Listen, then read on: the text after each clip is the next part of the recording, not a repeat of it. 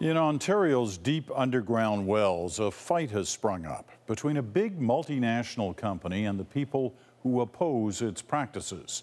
It's about water, a precious resource in a drought. And it's what this company is allowed to do during a drought that has environmentalists concerned. MARGO McDermott explains. Among these quiet farms and gentle hills, there's a battle over water. We are the public. This is our resource. The fight is between Nestlé, the world's largest food producer that bottles water from an underground aquifer here, and environmentalists. Nestlé uses these big trucks to take its water to a bottling plant about 50 kilometers away. It has a permit to pump up to 1 million liters every day. But its critics say that's simply too much when there's a drought. As it stands, Nestlé voluntarily reduces the amount of water it takes during droughts. The Ontario government tried to make that a mandatory condition of its new permit. The company appealed. It's a matter of principle. Why should Nestlé Waters Canada be held to a different standard than every other water taker, particularly when we're not the largest water user in the watershed? It's starting to, unfortunately, lose its canopy, and it was dropping in August. Because of the drought. Last year, Mike Nagy's community is still feeling the effects of last year's dry weather.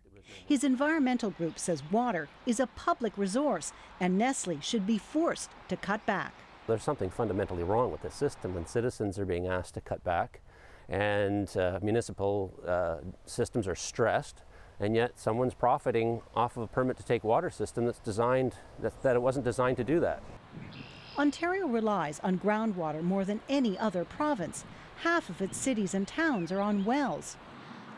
Peter Blacklock's marine business uses the same aquifer as Nestlé. He's worried it will run dry. If you're taking that much water, eventually you're going to affect something. Nestlé argues its deep springs aren't affected by drought the way rivers and streams are. It's offering to do extra monitoring of its well during a drought. It would be foolish for us to draw a well dry, damage our own business and hurt our neighbors. That's not the way we operate. Mayor Lou Myron also uses groundwater for his fish farm. His council recently voted against Nestlé getting a new permit, but he takes a different view. It is a legal business and it's a free market economy. I took more of the position, if you don't like bottled water, don't buy it.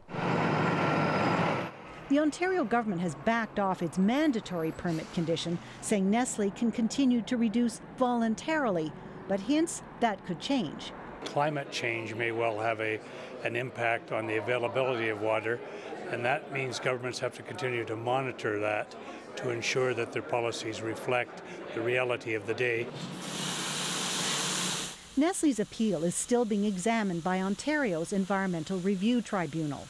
Mike Nagy and other environmentalists are promising to take this battle over water all the way to the Supreme Court. MARGO McDermott, CBC News, Rockwood, Ontario.